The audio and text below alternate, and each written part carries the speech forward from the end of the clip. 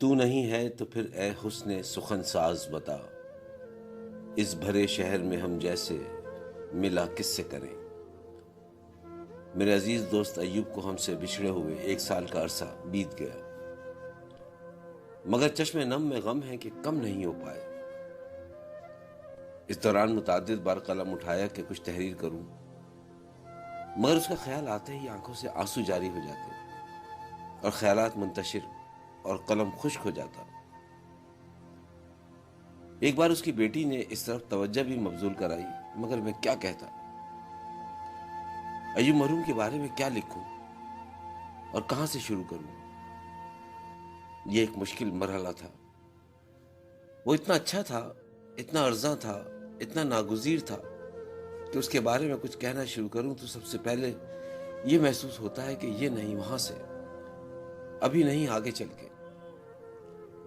ایوب مرحوم کے ساتھ میرا 41 سال 8 ماہ 7 دن کی طویل مدت کا ساتھ تھا۔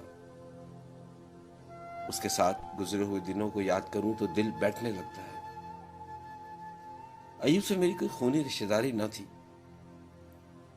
مگر ایک ایسا انسانی رشتہ تھا جس میں زندگی ملا کرتی تھی، اور وہ رشتہ تھا دوستی کا رشتہ۔ دوستی کے معنی ہیں ہمراز اور مصیبت میں کام آنے والے کے، اور یہی وہ صفت تھی جو ایوب میں بترجہ عتم موجود تھی۔ جس طرح پانی کی پیاس دنیا کی کسی نعمت سے پوری نہیں ہو سکتی، اسی طرح ایوب کی کمی کو دنیا کی آسائشوں سے بھی پورا نہیں کیا جا سکتا۔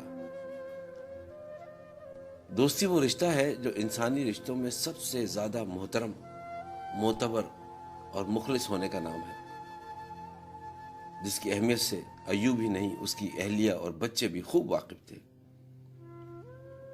وہ ہمارے خاندان میں ایک ایسے فرد کی طرح ہیں جو خون کے رشتوں سے بڑھ کر ہیں۔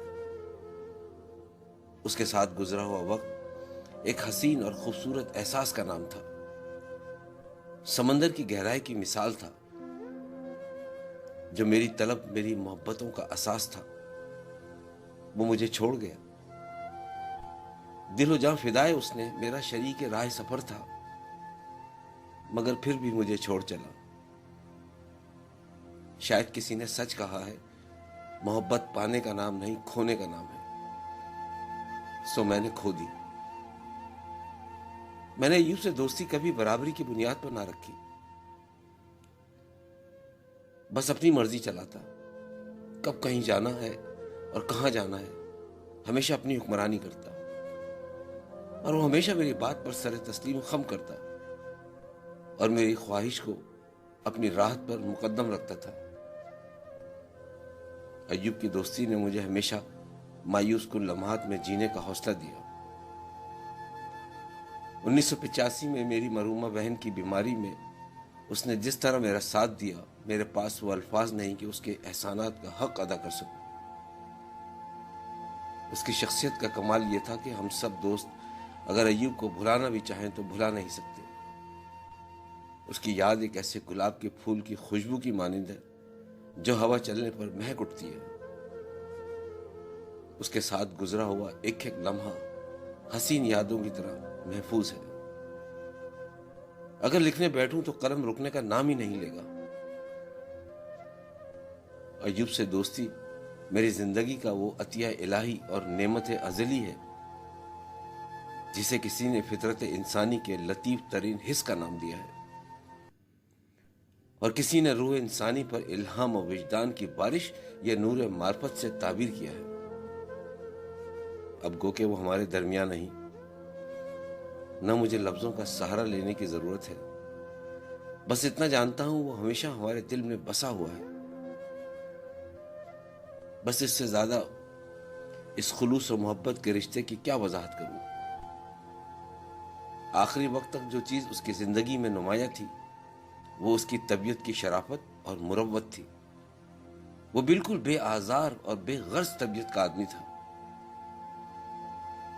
اس لیے مجھے لگتا تھا کہ میں اس سے کبھی نہ آشنا رہا ہی نہیں۔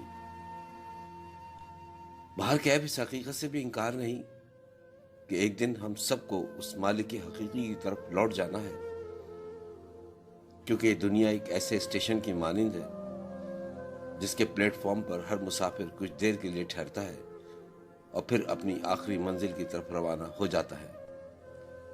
یوں ایوب مرحوم بھی 22 رمضان المبارک 16 مئی 2020 کو اپنی آخری منزل کی جانب اس دار فانی سے روانہ ہوئے اور اپنے مالک حقیقی سے جا ملے۔